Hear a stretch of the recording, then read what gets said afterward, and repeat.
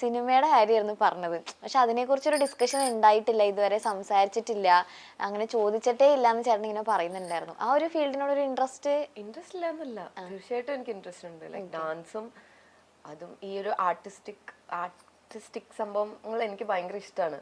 പിന്നെ ഞാൻ പഠിക്കാൻ പോയി, അത് കഴിഞ്ഞു, ഇനി അറിയില്ല ഭാവിയിൽ ചിലപ്പോ നമ്മള്. പിന്നെ ലാലേട്ടന്റെ സ്ക്രിപ്റ്റ് ഒക്കെ വരണ്ടേ? അതെ. എന്റെ ദൈവമേ, അല്ലേ? അതെനിക്ക് കുറെ നാൾ മുന്നേ ഉള്ള ഒരെണ്ണത്തിൽ ഞാൻ കണ്ടിരുന്നു. ആരുടെ കൂടെ അഭിനയിക്കണം ചോദിച്ചപ്പോ ലാലേട്ടന്റെ പേര് ഇങ്ങനെ പറയുന്നുണ്ടായിരുന്നു. അവരെയൊക്കെ ആർക്കാ ഒരു ആഗ്രഹം ഇല്ലാത്തത് ലാലേട്ടന്റെയും മമ്മൂക്കയുടെയും പൃഥ്വിരാജിന്റെയും കൂടെ ഒക്കെ അഭിനയിക്കും. അതെ. പിന്നെ സായിച്ചേട്ടൻ പറഞ്ഞത് എനിക്ക് തോന്നുന്നു ബിന്ദു ചേച്ചിയേക്കാൾ കൂടുതൽ കുറച്ചുകൂടെ കണക്ട് ആയിട്ടുള്ള സായിച്ചേട്ടൻ്റെ അടുത്താണല്ലേ. എവിടെ പോയാലും വിളിച്ച് പറയും എന്ന് പറഞ്ഞു. അച്ഛൻ ഇടക്ക് വാസുവണ്ണനാവുന്നോണ്ടാണോ അത് പേടിച്ചിട്ട് വിളിച്ചു പറയാണ്? അല്ല, ഈ എന്താ പൊതുവെ കുറച്ചുകൂടി ശാന്തമായ കാര്യങ്ങൾ ഡീൽ ചെയ്യുന്ന അച്ഛനാണ്. അത് മാത്രം, അത് എവിടെ പോയാലും അങ്ങനെ വിളിക്കും. അച്ഛൻ ത്രൂ അമ്മയിലേക്ക് കണക്ട് ചെയ്യാനുള്ള പ്ലാൻ ആണോ അത്? അതിന് എന്തെങ്കിലും ചെറിയ കളത്തരൊക്കെ ഉണ്ടെങ്കിൽ ആദ്യം അച്ഛനോടെ പറയുള്ളൂ, വഴി ഇങ്ങനെ അമ്മയോട് പൊക്കോളും. അല്ല, പൊതുവെ സായിച്ചേട്ടൻ എങ്ങനെയാ ഇപ്പൊ ഒരു കാര്യങ്ങളൊക്കെ ഓപ്പൺ ആയിട്ട് സംസാരിക്കുമ്പോ ഒക്കെ? അധികം ഇപ്പൊ എന്തെങ്കിലും കാര്യം ഉണ്ടെങ്കിൽ തന്നെ അധികം വഴക്ക് പറയോ അല്ലെ അധികം അതിനെ പറ്റി സംസാരിക്കാം ഒന്നുമില്ല. തോന്നുന്ന കാര്യങ്ങള് പറയേണ്ട രീതിയിൽ കുറച്ച് പറയുള്ളൂ. പക്ഷെ പറയുന്നതില് എന്തെങ്കിലും വഴക്കൊക്കെ പറയണേ അങ്ങനെ. പക്ഷെ പൊതുവെ വീട്ടില് ഭയങ്കര കാം പേഴ്സൺ ആണ്. ഇപ്പൊ ഞാൻ ശരിക്കും ഓപ്പൺ ആയിട്ട് ചോദിക്കുകയാണെങ്കിൽ സ്ക്രിപ്റ്റും കാര്യങ്ങളൊക്കെ സിനിമയുടെ ബേസ് ചെയ്തിട്ടൊക്കെ വരുന്നുണ്ടാവുമല്ലോ കല്യാണിക്ക്. എന്തുകൊണ്ടാ ഇപ്പൊ വേണ്ടെന്നുള്ളൊരു ഡിസിഷൻ? ഇപ്പൊ വേണ്ടെന്നല്ല, നല്ലത് ലൈക് നമുക്ക് ചെയ്യാൻ പറ്റുന്ന ഒരു ക്യാരക്ടറിനെ വന്നല്ലേ ഉള്ളൂ. എനിക്ക് അറിയില്ലല്ലോ ഏതാണെന്നൊന്നും അറിയില്ല. ഉണ്ടെങ്കിൽ വരുമ്പോ കാണും, അത്രയും സന്തോഷം. അപ്പൊ ചെയ്യാന്നുള്ളൊരു മൈൻഡില്. എന്നാൽ ഈ ഒരു ഫീൽഡിൽ നിൽക്കുമ്പോ അച്ഛനും അമ്മ എന്തൊക്കെ കാര്യങ്ങളാണ് പറഞ്ഞു തന്നിട്ടുള്ള ഈ ഒരു ലൈക് ഒരു സിനിമാ ഫീൽഡിനെ ഒക്കെ കുറിച്ചിട്ട്? ഫീൽഡിനെ പറ്റി ഇങ്ങനെ കാര്യമായിട്ട് പറയേണ്ട ആവശ്യമില്ലല്ലോ. എന്റെ വീട്ടിൽ തന്നെയല്ലേ രണ്ടുപേരും. അവരുടെ ഒരു മൂവി കഴിയുമ്പോൾ തന്നെ അവർ പറയുന്ന കാര്യങ്ങൾ എനിക്ക് കേൾക്കാവുന്നതേ ഉള്ളൂ. പിന്നെ അതിൻ്റെതായ ഉപദേശങ്ങൾ എപ്പോഴും അവര് പണ്ടും ഇന്നും എപ്പോഴും തരും. ഇവരെ രണ്ടുപേരും ചെയ്ത സിനിമകളിൽ ഇപ്പൊ ഏറ്റവും ഒരു ഇഷ്ടമുള്ള ക്യാരക്ടർ ഉണ്ടാവില്ലേ, അതേതായിരിക്കും? ഓൾ ടൈം ആണോ ഇപ്പൊ ഇറങ്ങിയതാണോ? ഓൾ ടൈം അമ്മയുടെ എനിക്ക് ഞാൻ കുറെ വട്ടം പറഞ്ഞിട്ടുണ്ട് ഇത്. എനിക്ക് അമ്മയുടെ ജോക്കർ എന്ന് പറഞ്ഞ മൂവിയിലെ that is my all time favourite. Like അമ്മയുടെ ഏറ്റവും നല്ലൊരു പെർഫോം, ഏറ്റവും നല്ലതെന്ന് എനിക്കറിയില്ല, എനിക്ക് ഭയങ്കര ഇഷ്ടമുള്ളൊരു ക്യാരക്ടറാണ്. പിന്നെ അച്ഛൻ അങ്ങനത്തെ ഒരു സീരിയസ് റോൾ എടുത്തു പറയാൻ പറ്റില്ല, ഒരുപാട് ക്യാരക്ടർ ഉണ്ട്. എനിക്ക് ഒത്തിരി ഇഷ്ടമുള്ള ക്യാരക്ടേഴ്സ് ഉണ്ട്. പക്ഷെ എനിക്ക് മൈ ബോസ് ഭയങ്കര ഇഷ്ടം. എന്താ അറിയില്ല, കുറച്ചുകൂടി റിയൽ ഫാദർ ആയിട്ട് എനിക്ക് തോന്നും. That is actually him. അങ്ങനെയാണല്ലേ? That is actually him. അങ്ങനെയാണ്. റിലാക്സേഷൻ ഒക്കെ ഹാൻഡിൽ ചെയ്യാൻ പറ്റുന്ന ഒരു ആളാ. അതാണ് കറക്റ്റ് സായിച്ചേട്ടാ. വില്ലനാണെങ്കിൽ എനിക്ക് അയ്യോ പടത്തിന്റെ പേരെന്തായിരുന്നു ദൈവമേ, ഭരചന്ദ്രൻ എപ്പിസോഡ് തോന്നുന്നു, അതെനിക്ക് ഭയങ്കര ഇഷ്ടമാണ്.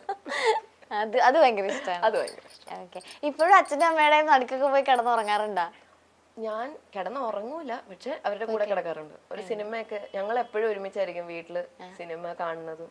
പുതിയ സിനിമ നെറ്റ്ഫ്ലിക്സിലോ OTT പ്ലാറ്റ്ഫോമിലോ ഞങ്ങൾ ഒരുമിച്ചായിരിക്കും കാണുന്നത്. എനിക്ക് ഭയങ്കര ഇഷ്ടമാണ്. എനിക്കൊരു പടം കണ്ടു കഴിഞ്ഞ് ഇവരുടെ ഒരു വിലയിരുത്തൽ ഉണ്ടാവുമല്ലോ സിനിമയുടെ, എനിക്കത് ഭയങ്കര ഇഷ്ടമാണ് കേൾക്കാൻ. ആണല്ലേ? എല്ലാ സിനിമയും അങ്ങനെ ഒരു സംഭവം എപ്പോഴും പറയാം അവൻ നന്നായിരുന്നു, അത് കുറച്ചുകൂടി ഇതാ, അത് പറയണ കേൾക്കാൻ എനിക്ക് അതിനോട് ഇൻട്രസ്റ്റ് ഉള്ളതുകൊണ്ടാണോന്ന് എനിക്കറിയില്ല, എനിക്ക് ഭയങ്കര ഇഷ്ടമാണ് ടോക്ക്. അതുകൊണ്ട് ഞാനൊരു സിനിമ ലൈക്ക് ഒരു ഇട്ട് കൊടുക്കും, എന്നിട്ട് ഞാൻ ചോദിക്കും അതിന്റെ ഏതാ നന്നായ, അത് കേൾക്കാനൊരു സുഖം. അപ്പൊ അത് സിനിമ കണ്ടുകഴിയുമ്പോൾ അങ്ങനെ ഒരു കോൺവെർസേഷൻ എപ്പോഴും ഉണ്ടാവും. അത് കേൾക്കാൻ ഭയങ്കര ഇഷ്ടമാണ്. എനിക്ക് ഭയങ്കര ഇഷ്ടമാണ്. എനിക്ക് സിനിമയെ പറ്റി സംസാരിക്കാനും ലൈക്ക് എനിക്ക് ഇവരുടെ കാര്യങ്ങൾ കുറെ കേൾക്കാനും ഒക്കെ ഭയങ്കര ഇഷ്ടമാണ്. ഓരോ കഥകളൊക്കെ പറയുമായിരിക്കുമല്ലോ പണ്ടത്തെ സെറ്റിലെ ഓരോ കഥകൾ. സെറ്റിലൊക്കെ പോവാറുണ്ടായിരുന്നോ കല്യാണി? പോയിട്ടുണ്ട്.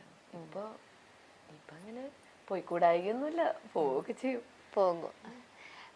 പിന്നെ സായിച്ചേട്ടൻ പറഞ്ഞൊരു കാര്യം, എല്ലാവരും പറഞ്ഞു നിങ്ങളെ കുത്തിപ്പൊക്കാമോ? അല്ല, ഇത് പ്രത്യേകിച്ച് ഞാൻ പറഞ്ഞില്ല, ഇപ്പൊ ഈ റീസെന്റ് ഇന്റർവ്യൂല് ഞാൻ ഇരുന്ന് കണ്ടപ്പോ ഫുൾ കല്യാണിയാ. അപ്പൊ അവര് പറഞ്ഞതിന്റെ മറുപടി നമുക്ക് കല്യാണി എന്നാണല്ലോ കിട്ടണത്. അതെ, അപ്പൊ എനിക്ക് കല്യാണം കിട്ടുമ്പോ ഞാനത് ചോദിക്കണമല്ലോ. വീട്ടിലെ ഏറ്റവും വലിയ പിശുക്ക് കല്യാണിയാന്നാ പറയുന്നത്. അച്ഛാ പിശുക്കാണെന്നൊക്കെ പറഞ്ഞ അത് ഭയങ്കര എനിക്ക് അറിഞ്ഞൂടാ. ഞാൻ പൊതുവെ അങ്ങനെയാണ്. അത് നല്ലതാണോ ചീത്തയാണോ സത്യം പറഞ്ഞാൽ ഞാൻ ഏതാണ്ട് എനിക്ക് സായിച്ചേട്ടൻ പറഞ്ഞപ്പോ കണക്ട് ചെയ്യാൻ പറ്റുന്നുണ്ടായിരുന്നു. പ്രത്യേകിച്ച് പറഞ്ഞത് മറ്റേ ഫുഡ് ഓർഡർ ചെയ്യുമ്പോൾ എവിടെ ഒരു 10 രൂപ കൊണ്ട് അയ്യോ ഇത്രയും രൂപയോ, ഇത് വേണ്ട, എന്നിട്ട് വീണ്ടും ബാക്ക് അടിച്ച് കളയും.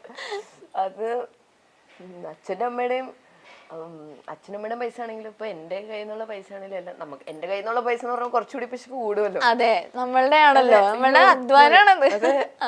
10 രൂപയാ. അതെ, ഓവർ പിശുക്കൊന്നും ഇല്ല കേട്ടോ. എനിക്ക് വേറൊരാൾക്ക് എനിക്ക് ഇഷ്ടമുള്ളവർക്ക് മേടിച്ചു കൊടുക്കാനോ അല്ലെങ്കിൽ ഇഷ്ടമുള്ളവർക്ക് ചെയ്തു കൊടുക്കാനൊന്നും എനിക്ക് അല്ല, ഇത് ലൈക്ക് പിശുക്ക് മീൻസ് അങ്ങനെ ആയിരിക്കില്ല അവര് ഉദ്ദേശിച്ചത്. നമ്മൾ ഈ സേവ് ചെയ്ത് വെക്കുന്ന ഒരു സ്വഭാവം ഉണ്ടാവില്ല, എനിക്കും ഉണ്ടാ സ്വഭാവം. എന്റേതായ എന്തെങ്കിലും മേടിക്കാൻ ഒരു ഇച്ചിരി മേടിച്ചെന്ന സന്തോഷം. ഓ തന്നോളൂ. ഓക്കെ, വീട്ടില് അച്ഛൻ അമ്മ ഈ ഒരു ഫീൽഡിൽ നിൽക്കുമ്പോഴേക്കും വരുന്ന ലൈക്ക് കോമൺ ആയിട്ട് വരുന്ന കുറെ ഗസ്റ്റ് ഒക്കെ ഉണ്ടാവും. ലൈക്ക് ഇപ്പൊ നമ്മളുടെ സെലിബ്രിറ്റീസ് ഒക്കെ ആയിക്കോട്ടെ, എപ്പോഴും വീട്ടിലേക്ക് വരുന്ന ഒരു ഗസ്റ്റ് ആയിരുന്നു കല്യാണി ചെറുതിലേ തൊട്ട് കാണുന്നത്. അങ്ങനെ സെലിബ്രിറ്റീസ് ഇവര് എന്ന് പറഞ്ഞാ ഞാൻ എപ്പോഴും പറയും നിങ്ങൾ എന്ത് സെലിബ്രിറ്റീസ് ആണെന്ന് ഞാൻ ചോദിക്കാറുണ്ട്. ഇവരെ ഒരു ഷൂട്ട് ലൊക്കേഷനിൽ പോയി ഒരു പരിപാടിക്ക് പോയി പോവാ, എല്ലാരോടും സംസാരിച്ചു, എല്ലാരോടും നല്ല, എന്നിട്ട് അങ്ങനെ അങ്ങ് വരും. നിങ്ങക്ക് കുറച്ചൊരു സ്പെൻഡ് ഒക്കെ ചെയ്ത് കുറച്ച് അവര് പോവാ, എല്ലാത്തിലും കൂടുക, തിരിച്ചു വരും. കോണ്ടാക്ട്സും അതെ അങ്ങനെയാണ്. ഞാൻ അങ്ങനെ ആരെയും അങ്ങനെ എല്ലാരെയും കണ്ടിട്ടുണ്ട്, ഓരോരുത്തർ സ്ക്രിപ്റ്റ് പറയാനൊക്കെ വന്നിട്ടുണ്ട്. അതല്ലാണ്ട് ഒന്നിൽ കൂടുതൽ വന്ന ഒരാള് പറയാൻ എനിക്ക് അറിയില്ല. അല്ല ലൈക്ക് എപ്പോഴെങ്കിലും അവരുടെ രണ്ടുപേരുടെ ഒരു കോമൺ ഫ്രണ്ട് ആയിട്ട് എപ്പോഴും ഒരാൾ, ഇപ്പൊ അച്ഛനും ആണെങ്കിലും അല്ലെങ്കിൽ അമ്മയ്ക്കാണെങ്കിലും അങ്ങനെ ഉണ്ടാവും. ഞാൻ കോളിൽ ഏറ്റവും കൂടുതൽ കണ്ടത് ഇന്നസെന്റ് അങ്കിളാണ്. എല്ലാ കാര്യത്തിലും എന്തുണ്ടെങ്കിലും വിളിച്ചു പറയേ, അതൊക്കെ ഞാൻ എപ്പോഴും കേട്ടിട്ടുള്ള ഒരു ശബ്ദം അദ്ദേഹത്തിന്റെയാണ്. ഇന്നസെന്റ് അങ്കിളുടെ കോളിൽ എപ്പോഴും ഞാൻ ചില സമയത്ത് വിളിക്കുമ്പോൾ ഒക്കെ സ്പീക്കർ ഇട്ട് ഞാനും കേൾക്കാറുണ്ട്. ഭയങ്കര രസമാണ്, നമ്മളെ ഭയങ്കരമായിട്ടും മോട്ടിവേറ്റ് ചെയ്യുന്ന ഒരു ടോക്കായിരുന്നു. ഓക്കെ, ഇന്നസെന്റ് അങ്കിളുടെ. ഓക്കെ, ഇനിയിപ്പോ SH കോളേജിൽ ഇപ്പൊ ഓൾറെഡി വൈറലായ വീഡിയോ അറിയാലോ മഞ്ജു ചേച്ചിയുടെ കൂടെ. പക്ഷെ ആ മഞ്ജു ചേച്ചിയായിട്ട് നേരത്തെ ഒരു കണ്ട് നേരത്തെ പരിചയമൊക്കെ ഉണ്ടാവുമല്ലോ ഓൾറെഡി. എന്തായാലും മഞ്ജു ചേച്ചിയുടെ മോളും ഞാനും ഒരുമിച്ച് പഠിച്ചാണ്. ആണോ? ഞങ്ങള് 9th വരെ ഒരു സ്കൂളായിരുന്നു. ഞങ്ങള് മീനാക്ഷി നന്നായി ഡാൻസ് കളിക്കും. അപ്പൊ ഞങ്ങളൊക്കെ ഒരുമിച്ച് കോമ്പറ്റീഷൻ എത്രയോ വർഷം പോയി. ആ മീനാക്ഷി ഇപ്പൊ റീസെന്റ് ഒരു റീലൊക്കെ ഇടണം. അപ്പോഴൊക്കെ ഞാനൊക്കെ ആലോചിച്ചു മീനാക്ഷിക്ക് ഇടയ്ക്ക് കളിച്ച് റീലൊക്കെ ഇട്ടുകൂടെയെന്ന്. ഞങ്ങളൊക്കെ ഒരുമിച്ചാണ് എല്ലാ കോമ്പറ്റീഷനും പോയിക്കൊണ്ടിരുന്നത്. 9th 10th ആണ് അവള് സ്കൂള് മാറി. സോ അതുവരെ ഞങ്ങള് ആനുവൽ ഡേ ഒക്കെ വരുമ്പോ ഞാൻ കാണാറുണ്ട് മഞ്ജു ചേച്ചി ഉണ്ടാവും, ദിലീപങ്കിളുണ്ടാവും.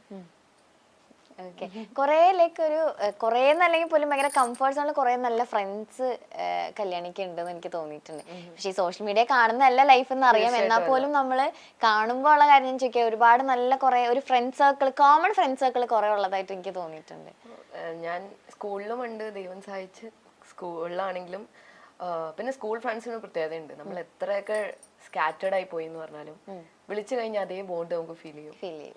സ്കൂൾ ഫ്രണ്ട്സ് അങ്ങനെ. പക്ഷെ കോളേജിൽ എത്തിയപ്പോൾ കുറച്ചുകൂടി ഒരു ഫാമിലി കിട്ടി, കുറച്ചുകൂടി ഭയങ്കര എല്ലാവരും ഡിഫറെന്റ് ഏജ് ഗ്രൂപ്പാണ്. ബട്ട് സ്റ്റിൽ ദൈവം സഹിച്ച് അങ്ങനെ 2-3 പേര്. പക്ഷെ കല്യാണിക്ക് എപ്പോഴും ഇങ്ങനെ ലൈക്ക് ആ ഒരു ക്യാമറയുടെ മുമ്പിൽ നിൽക്കാനും അതിൽ പ്രസന്റ് ചെയ്യാനൊക്കെ ഭയങ്കര ഇഷ്ടമുള്ള ഒരാളല്ലേ? തീർച്ചയായിട്ടും. എനിക്കങ്ങനെ എന്താ പറയാ, മടി പേടി അങ്ങനെ ഒരു സാധനം ഉണ്ടോന്ന് വെച്ചാൽ ഉണ്ടാവും. പക്ഷെ എന്നാലും ചില സാഹചര്യത്തിലുണ്ടാവും. എനിക്ക് ഡാൻസ് കളിക്കാൻ അങ്ങനെ പേടിയൊന്നുമില്ല. പക്ഷെ അഭിനയം എനിക്ക് അറിഞ്ഞൂടാ, ഞാൻ ഇതുവരെ നോക്കിയിട്ട്. നമുക്കൊന്ന് ട്രൈ ചെയ്തിട്ടുണ്ടെങ്കിൽ അതറിയാം. ഓക്കെ, ഇപ്പോ ഈ സോഷ്യൽ മീഡിയ എന്ന് പറയുമ്പോൾ നമുക്കറിയില്ല, ഒരുപാട് കാര്യങ്ങൾ കേൾക്കുന്നുണ്ടാവും.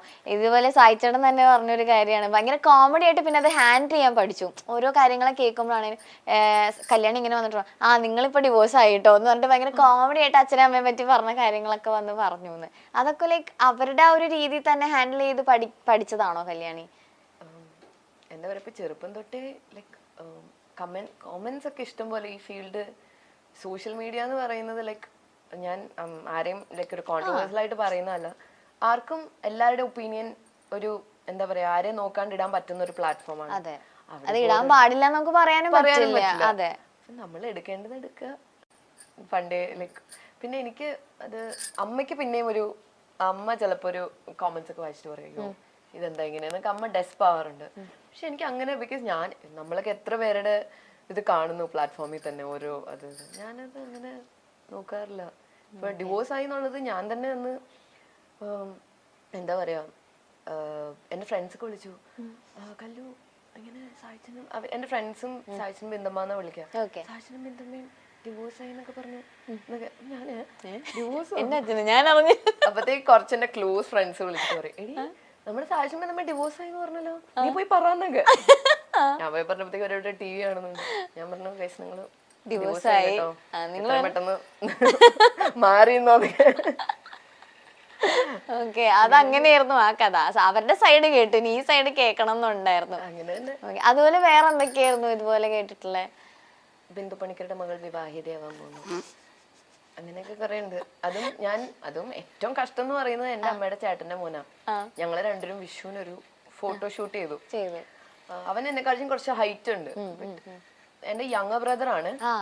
ഞങ്ങൾ ഒരുമിച്ച് ഫോട്ടോ എടുത്തപ്പോഴത്തേക്കും എന്താ ഭാവി വരനും മൊത്തം എന്നൊക്കെ പറഞ്ഞു. ഞാൻ നമ്മളെ കല്യാണം അങ്ങനെയൊക്കെ.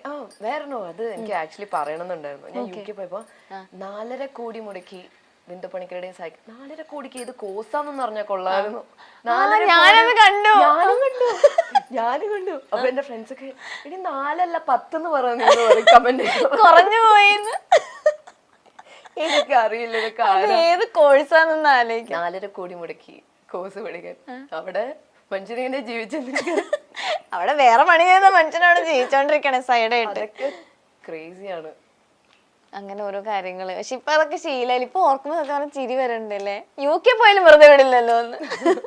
4.5 കോടി ഞാൻ ഇപ്പോഴും ആലോചിക്കും, ഇതായിരിക്കും അങ്ങനെ കോഴ്സ് ഒക്കെ ഉണ്ടോ, ഇത്രയും കോടിയൊക്കെ. ഒരു ഇപ്പോ എനിക്ക് തോന്നുന്നു ഭയങ്കര ഒരു സ്റ്റാർ കിഡ് ആണെങ്കിൽ പോലും അതിന് ഭയങ്കര ഒരു വാല്യൂ കൊടുത്തിട്ടോ. ഇപ്പൊ ചില ആളുകൾ നമ്മളത് യൂട്ടിലൈസ് ചെയ്യാൻ നോക്കും, നല്ല രീതിയിൽ യൂട്ടിലൈസ് ചെയ്യാൻ നോക്കുന്ന ആളുകളുണ്ട്. പക്ഷെ കല്യാണിയുടെ ഇതിൽ തന്നെ നിന്ന് ചെയ്യാനായിട്ട് ശ്രമിച്ചു പോകുന്ന ഒരാളായിട്ട് എനിക്ക് തോന്നിയിട്ടുണ്ട്. അങ്ങനെ തന്നെയല്ലേ? സത്യം പറയുകയാണെങ്കിൽ അങ്ങനെ ആലോചിച്ചിട്ടില്ല. ഇപ്പൊ അമ്മയുടെ അച്ഛൻ്റെ പോലെ അല്ല, എനിക്ക് എന്റേതായ ഒരു ഇത് വേണമെന്ന് ഞാൻ ചിന്തിച്ചിട്ടില്ല. എന്തൊക്കെ ഡാൻസ് ചെയ്തു ഇതെന്ന് പറഞ്ഞാലും എനിക്ക് ഇഷ്ടവും സായികുമാറിന്റെ ബിന്ദു പണിക്കറിന്റെ മകളെന്ന് കേൾക്കാൻ തന്നെയാണ്. എനിക്ക് അതിലൊരു ഇതുമില്ല. പിന്നെ അതിന്റെ കൂടെ ഡാൻസും ഇതും വന്നു, ഹാപ്പി. അങ്ങനെ അവർക്കും ഇതാക്കാൻ പറ്റുന്നുണ്ടല്ലോ. ലൈക്ക് എന്താ പറയാ, ഞാൻ കഴിഞ്ഞ ദിവസം എയർപോർട്ടിൽ എന്തോ നിൽക്കാൻ തോന്നുന്നു. എന്നെ അവര് വിസിറ്റ് ചെയ്തിട്ട് തിരിച്ചു പോയാൻ കണ്ട. അപ്പൊ ഒരു പെൺകുട്ടി വന്നിട്ട് അച്ഛനും അമ്മയും അവിടെ കോഫി കുടിച്ചിരിക്കും. ഞാൻ കുറച്ചും കൂടി മാറി വന്നിട്ട് കല്യാണിയുടെ അച്ഛനും അമ്മയല്ലേന്ന്. അവരെന്നിങ്ങനെ നോക്കി, അതെ മോളവിടെ ഉണ്ടെന്ന് പറഞ്ഞു. അങ്ങനെ കുറച്ച് പേര് ചോദിക്കാറുണ്ടാക്കില്ലേ, കുറച്ച് ഇപ്പോഴത്തെ സായികുമാറിന്റെ എക്സ്പ്രഷൻ ആലോചിച്ചോണ്ടിരിക്കണേ. അതെ അവിടെ ഉണ്ട്. ബിന്ദു പണിക്കരുടെ ഭർത്താവ് മരിക്കുമ്പോൾ കല്യാണിക്ക് 6 വയസ്സ് മാത്രമായിരുന്നു പ്രായം. ആദ്യ ഭർത്താവ് ഫിക്സ് വന്ന് മരിച്ചതാണെന്ന് ബിന്ദു പണിക്കർ പറയുന്നു. സഞ്ചയനം കഴിഞ്ഞ ഉടനെ അഭിനയിക്കാൻ പോയിട്ടുണ്ട്. ആ സമയത്ത് മുന്നോട്ട് പോകാൻ അഭിനയിക്കുകയല്ലാതെ എനിക്ക് മറ്റു മാർഗങ്ങളില്ലായിരുന്നു. സിനിമ ഇൻഡസ്ട്രിയിൽ നിന്നും നല്ല സഹായങ്ങൾ എനിക്ക് ലഭിച്ചിട്ടുണ്ട്. അതിനിടയിലാണ് സായികുമാർ ജീവിതത്തിലേക്ക് വരുന്നത്. ഭർത്താവ് എന്നതിലുപരി നല്ലൊരു സുഹൃത്താണ് എനിക്ക് സായിയേട്ടൻ. എന്തും തുറന്ന് സംസാരിക്കാം, പങ്കുവയ്ക്കാം.